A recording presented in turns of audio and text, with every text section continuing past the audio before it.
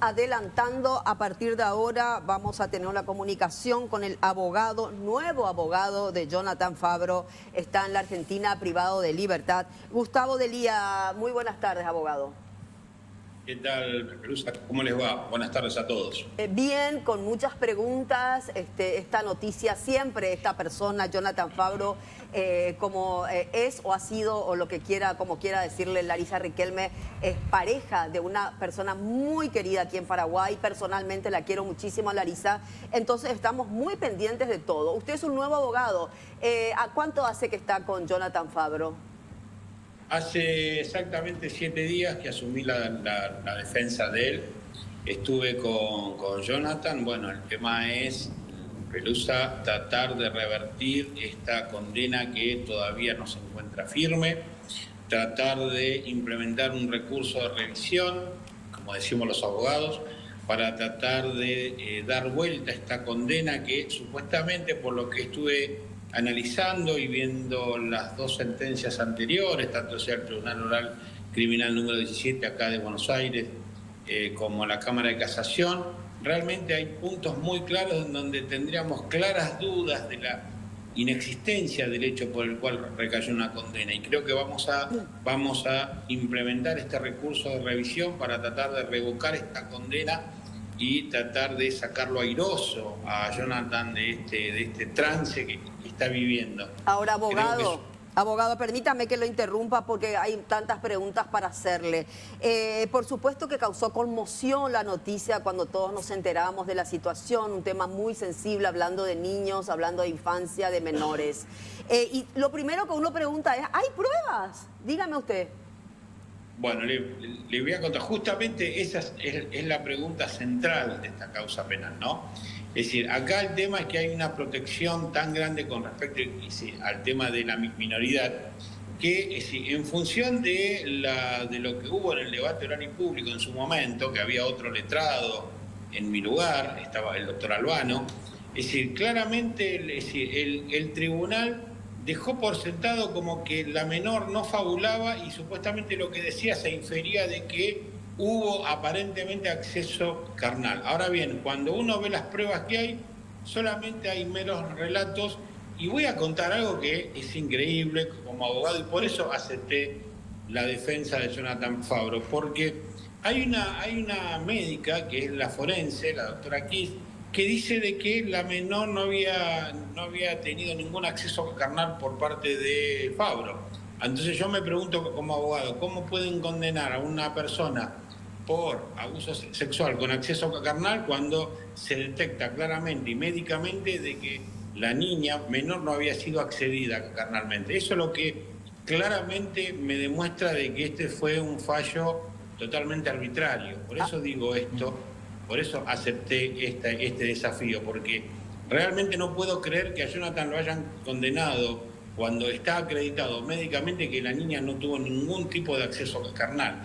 Justamente los médicos acreditan que en ella no hubo ningún tipo de acceso carnal. Entonces, ¿cómo puede haber acceso carnal cuando los médicos dicen que no? A ver, esto es algo... Sí, no abogado. se puede... Es un punto más que importante, ¿verdad? Pero muchas veces un abuso no es solamente lo carnal. Le pregunto, había unos chats que decían entre él y la menor. ¿Qué pasó con estos chats? Supuestamente en los chats hay un intercambio de que supuestamente como ella ya se había hecho señorita, ya tenía que dejar de tener ese tipo de trato que tenía con el tío o con el padrino, porque Jonathan era el padrino. Ahora, cuando uno lee los chats no infiere ningún tipo de abuso sexual, infiere de que hay un grado de confianza entre un tío, un padrino y su sobrina. Ahora, ¿qué pasa? Cuando uno ve, la acusación, lo que tratan de justificar es que la menor, como ya se había hecho señorita, le estaba diciendo, entre comillas, que ya no podían seguir teniendo y según ellos infieren de la conducta que tenían ellos. Cuando, por un lado, tenemos claro de que no está acreditado ningún tipo de confianza sobre una determinada conducta de abuso. Por eso digo que me resulta raro y que a las pruebas que yo vi en lo que es tanto sea en la condena del tribunal oral como la de casación, no hay una prueba directa y conducente que acredite fehacientemente y directamente el abuso sexual. Doctor, pero ¿cómo se puede entender que estos juzgados, estos jueces hayan condenado por mera sugestión a Jonathan Fabro? ¿Cómo? A ver, le cuento, porque, a ver, cuando se analiza el relato de la menor en la Cámara GESE, en donde da a entender aparentemente de que supuestamente si tenía un roce con el tío cuando en 3 oportunidades, una vez en la casa de la mamá, una vez en la casa de la abuela y otra vez en un automóvil. Cuando dice eso, a ver, no dice claramente de que hubo un acceso, dice de que había un acercamiento entre el padrino y la menor. Lo que pasa que cuando la menor invoca, dice, no, con el padrino teníamos algún tipo de contacto y que teníamos supuestamente mucha confianza. Ahora bien, supuestamente de esos relatos se infiere, según la psicóloga forense, infiere de que habría algún tipo de contacto entre Jonathan Fabro y la menor en el cual afectó la integridad sexual y en la esfera psicosexual de la menor. Ahora bien, ¿qué tipo de conversaciones había entre ellos, abogado, en estos chats? ¿Qué tipo de conversaciones? Conversaciones como que, a ver, ella le contaba que se había hecho señorita, que a partir de ahora tenía que cuidarse, que ya ahora al ser señorita tenía que tener otros recaudos. Es decir, conversaciones que a veces cualquier tío o cualquier padrino puede tener con una menor. Por eso digo de que, a ver, si me dicen lo que yo opino, yo no encuentro prueba directa y conducente de un abuso sexual con acceso carnal. A ver, entonces yo creo que acá lo que se hizo fue, es decir, estigmatizar y llevar adelante una acusación supuestamente por un indicio o porque se dio a entender que Jonathan Fabro habría querido intentar, es decir, hacer algún tipo de tocamiento sobre la menor, y acá se profundizó. Y voy a hablarle claro, muchas veces pasa que a veces muchos famosos recaen en este tipo de procesos penales y ese carácter de ser famoso se revela en ¿qué? En condenas como esta que son arbitrarias. Por eso digo porque se hace mediático y hay una presión social. Y a veces, voy a hablarles claro, acá a veces pasa que es decir, nuestra justicia si comete errores, porque los comete, y se dan cuenta de que es decir, el hecho de ser mediático y ser una persona conocida se lo pone enseguida en una posición de juzgamiento en el cual ya la sociedad lo condena socialmente. Fabro ya es un abuso. Es esto, cuando de las pruebas que existen, yo no veo, y lo digo objetivamente, no veo que acrediten haber tenido algún tipo de acceso carnal. Por eso digo de que acá hay una trama que tiene que ver por 2 aspectos. Primero, que fue mal defendido mediáticamente Jonathan Fabro, y segundo, que de las pruebas arrimadas claramente me dejan la duda de la existencia. Abogado, disculpe que lo interrumpa. Sebastián le saluda. Le quiero hacer la siguiente consulta. Cualquier cosa usted me corrige, porque nosotros también le hacemos las preguntas de acuerdo a lo que la prensa argentina va publicando con respecto al caso. Justamente cuando le aumentan la condena a Fabro, ellos mencionan que supuestamente la justicia le aumenta a Fabro la condena porque cambia la carátula justamente al acceso carnal, que supuestamente comprobaron que existió acceso carnal, y voy a usar los términos lastimosamente, ¿verdad? Pero que ese acceso carnal que se comprobó habría sido sexo oral, perdón que diga, ¿verdad? Que supuestamente fue una felación. No sé si hay algo sobre eso en la carpeta, abogado, ¿qué nos puede decir al respecto? Bueno, le cuento. Es decir, media biblioteca dice que la felatio in ore es acceso carnal. Y media biblioteca, cuando hablo de biblioteca hablo de autores, ¿sí? Diversos autores hablan que la felatio in ore no es acceso carnal. Y otra mitad de biblioteca dice que no. Lo que pasa es que eso tiene que ver con criterios es decir, de doctrina, en el cual en la Cámara de Casación, cuando la querella fundó la apelación y dijo de que no es un abuso sexual gravemente ultrajante, sino que es con acceso carnal, los jueces que intervinieron en la Cámara de Casación, que es el órgano revisor, el superior al tribunal oral, dicen que la Felatinore para ellos, como criterio personal, como juzgadores de una causa penal, dicen de que la Felatinore para ellos es un acceso carnal. Por eso se modifica la calificación legal y por eso le agravan la pena. Pero cuando uno analiza el tema, ¿sí? Una cosa es, y les quiero explicar dos minutitos, una cosa es un abuso sexual simple, ¿no es cierto?, en donde son tocamientos inverecundos, como dice la doctrina. Otra cosa es el gravemente ultrajante, en donde ya excede el tocamiento, y otra cosa es lo que se llamaba anteriormente la violación, que hoy se llama acceso carnal. Son los 3 estadios del abuso sexual.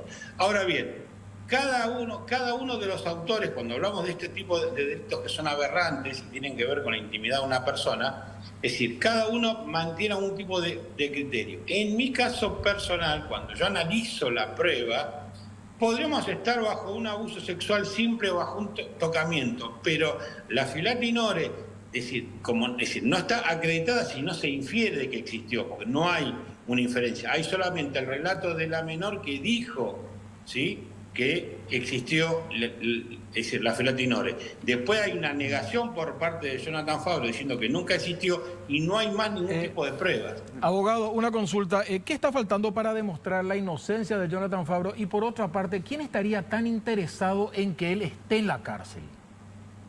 Les voy a contar algo y les voy a revelar algo. Acá hay un tema familiar de fondo.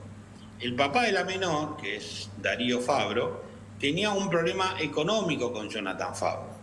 Y esto se reveló durante el transcurso del proceso penal, en el cual, cuando hablé con Jonathan, claramente se vislumbró de que, como estaba como representante de Jonathan, y cuando se suscitó este proceso penal, es decir, lo que hizo que hoy por hoy, entre el papá de la menor y Jonathan, que es el papá de la menor supuestamente abusada, hoy hay un problema, un litigio tremendo, justamente, no solamente porque la hija de Darío es la que presunta víctima de abuso sexual, sino que hay un tema de dinero altamente conflictivo, en donde estamos hablando de miles y miles de dólares.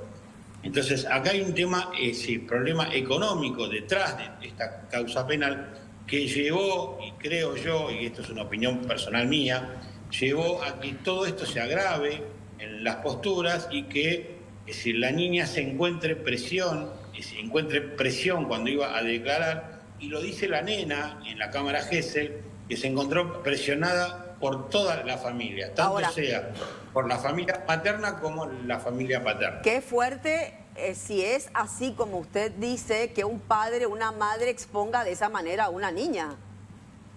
Es muy fuerte, realmente es muy fuerte. Por eso digo de que esto es lo que yo me enteré, lo hablé con Jonathan, lo hablé con la mamá de Jonathan. Hoy la familia está partida al medio, Fabro está totalmente partida al medio. Hay un tema trascendental que es esta causa penal, que ya los dividió por completo.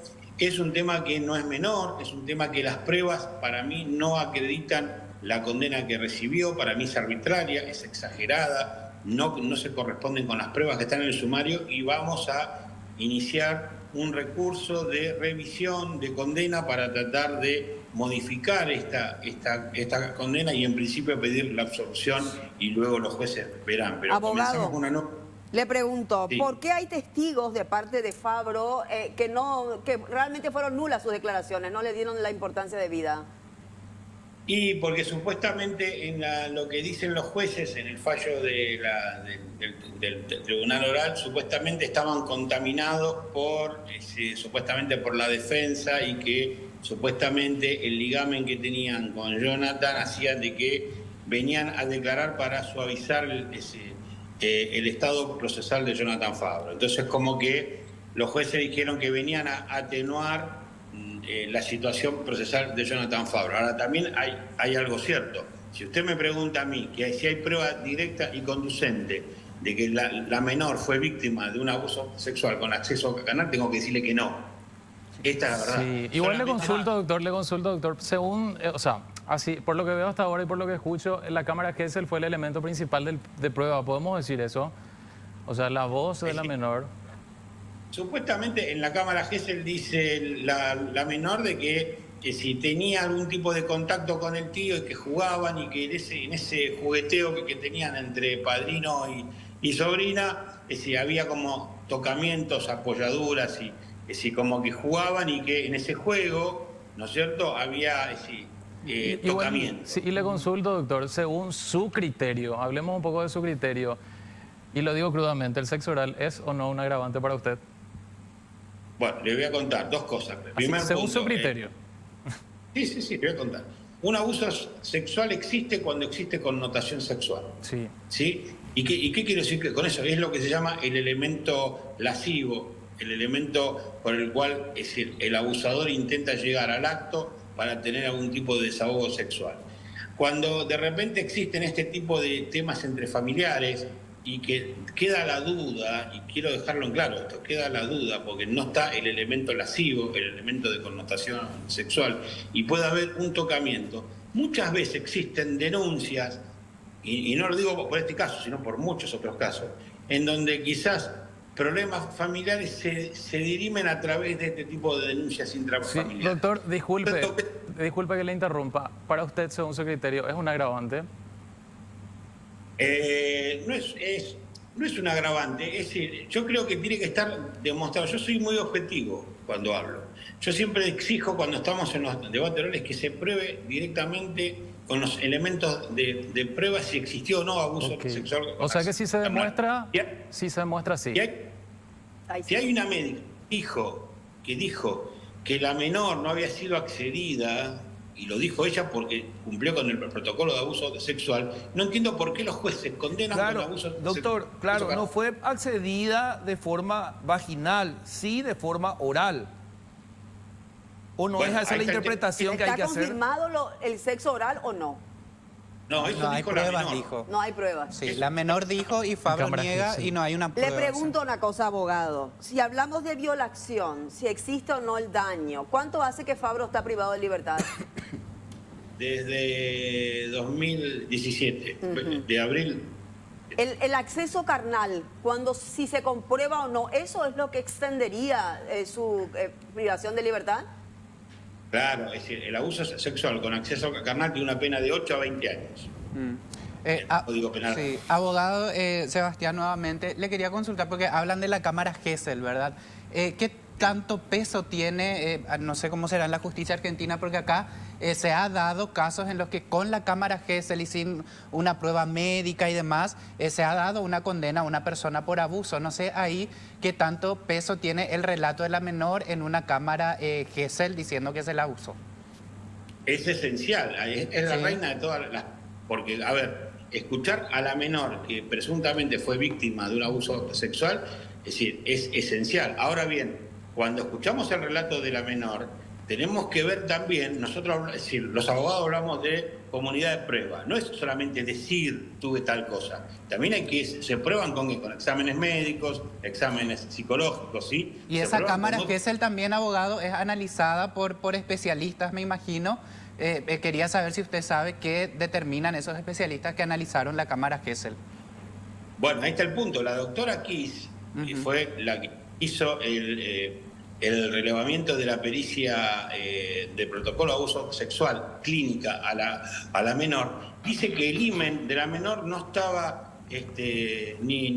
no tenía ningún tipo de rotura. ¿Y qué significa? Que no había tenido ningún tipo de acceso carnal, lo dice ella. Y sobre la cámara Gesell. Una cosa es, volvemos al punto anterior. Si el himen de la menor no estaba roto, no estaba ni fisurado, no tenía ningún tipo de lastimadura, ¿qué significa? Que no había sido accedida. Entonces, mi pregunta como abogado, siendo objetivo hablo, es decir, digo, si la misma médica dice eso, no entiendo por qué condena con abuso sexual con acceso carnal, porque lo dice la propia médica. Vuelvo a preguntar, abogado, vuelvo a preguntar, ¿qué faltaría para que él sea inocente si había chats y conversaciones, digamos, de un término extraña, yo me hice señorita, no, y no sé qué más había en los chats? Y luego se habla de un posible abuso de sexo oral. ¿Qué faltaría para determinar que él es inocente o no? ¿Solamente determinaría eso si hubo acceso carnal? ¿Lo demás no importa? Le voy a decir, cuando las pruebas son endebles y dejan el marco de la duda, en el Código Penal argentino existe lo que llaman indubio pro reo. Ante la duda es a favor del imputado. Entonces, cuando tenemos que hay una presunta víctima que dice que fue víctima de abuso sexual y que las pruebas no corroboran con certeza esos dichos, ¿Sí? la duda recae en la absolución del imputado, porque no podemos condenar a alguien que tenga dudas con respecto a un hecho delictivo. ¿En dónde está parado usted en este momento, abogado, a 7 días de tener el caso de Fabro? ¿Cuál es el siguiente paso para demostrar su inocencia o no? Bueno, vamos a iniciar ahora la revisión de condena, que es una acción que se va en relación a las 2 sentencias que hay, tanto el Tribunal Oral como la Cámara de Casación. Vamos a analizar prueba por prueba y vamos a analizar cada una de ellas. Y de lo que es del análisis probatorio que vamos a implementar para tratar de acreditar que de los dichos de la menor no hay prueba directa que acredite la certeza. Y en virtud de eso, claramente, vamos a estar, por lo menos por lo que yo vi hasta ahora, es decir, claramente no pongo en duda, es decir, la inocencia de Jonathan Fabro, porque siempre fue inocente, mismo hasta ahora, porque todavía no está firme la condena. O sea, Doctor, en definitiva, doctor, de algo estamos seguros, que no hubo penetración, la niña sigue siendo virgen, entonces eso está confirmado. Ahora, no sabemos si hubo sexo oral. No. No sabemos, es decir, yo no tengo certeza y creo que la justicia tampoco. Pero Por eso digo, lo condena a Fabro por eso. Lo que no entiendo como abogado, ¿cómo pueden condenar con acceso carnal cuando una médica dice que no hubo acceso carnal? Eso es lo que no entiendo. Y claro, por ese lado de la biblioteca que dice que el sexo oral sí es acceso carnal. Sí, pero él mismo dice que hay un 50% que dice que no. Entonces, pero la situación si existió es grave igual. Claro, por más que haya sido un tocamiento, un abuso menor, o no sé cómo le llamó usted, ¿verdad? Que uno de los estadios del abuso sigue siendo abuso. Ahí está el tema. A ver, el tema es probarlo, ¿sí? En un juicio oral, es decir, cuando a alguien se lo acusa de un delito así, hay que probarlo, no hay que dejar margen a la duda. Abogado, si usted llega a probar, abogado del día, si usted llega a probar que no existió el sexo oral, ¿puede quedar libre, Fabro? Totalmente. Aparte, es decir, yo si llego a dejar en claro de que no hay de las pruebas arrimadas al sumario y al debate oral, queda la duda, automáticamente voy a solicitar la absolución de Fabro y a solicitar la inmediata libertad, porque estamos teniendo detenido a un inocente que podrá existir duda, pero no hay certeza de que fue el que llevó adelante el delito penal. Y ¿Cuándo, no hay se, nada haría, peor. ¿cuándo se harían las audiencias? Sí. ¿Cuándo se harían las audiencias, abogado? Le digo, en estos días, en los próximos días, nosotros entramos en feria ahora. Estamos ahora, sí, hoy fue el último día de la actividad de la primera mitad del año. A partir del 31 de julio se levanta la feria y a partir de los primeros días de agosto metemos esta acción de revisión y vamos a pedir que la condena sea revisada en la fase probatoria para ver cómo están las pruebas que supuestamente avalarían un presunto abuso sexual con acceso carnal con una pena tremenda que son 16 años, porque tuvo 14 en el primer juicio oral del Tribunal Oral 17 y después tuvo una sumatoria de 2 años más por la agravante de la Cámara de Casación. Por eso digo que vamos a probar todo. Abogado, le quería consultar, más allá del caso también, ¿qué nos puede contar sobre Fabro? Dijo al arrancar la nota que estuvo conversando con él, porque acá se dice de todo. Algunos dicen que volvió a estudiar, que está haciendo mucho deporte, que juega al fútbol ahí dentro de la cárcel. Otros dicen que está bastante desmejorado, muy desanimado. No sé si usted nos puede contar algo brevemente. Le cuento, Jonathan sí, obviamente está golpeado, es un hombre que está detenido ya hace mucho tiempo. Ustedes piensen que el encarcelamiento de una persona deteriora su estado y su ánimo, ¿sí? Está muy mal por todo esto. Él me niega, y me lo niega permanentemente, la existencia de un abuso sexual. Me dice, doctor Delía, jamás yo toqué a mi sobrina, jamás abusé de ella. Me lo sigue negando. Y de lo que veo en las pruebas, veo de que de lo que él me dice, veo que no hay prueba que acredite la certeza. Entonces, por eso digo que para mí, por lo que estoy viendo y estoy analizando y estoy trabajando, y todavía me queda mucho por trabajar, es decir, el tema es que de las pruebas arrimadas, por lo que vi hasta ahora, no acreditan un acceso carnal. La Sí, última como pregunta, abogado del día, la última. En todo caso, si se demuestra la inocencia de Fabro, ¿la mirada va hacia los padres de esta niña? No, la mirada va primero que lo que me duele como abogado es que la justicia quede demostrado que se equivocó, porque mandar preso a un inocente no está nada bien, ni aquí, ni en Paraguay, ni en ningún país del mundo. Y segundo, lo que vamos a hacer es tratar de revisar objetivamente cada una de las pruebas para claramente decir si realmente esta condena que recayó tiene prueba. Se va a cortar.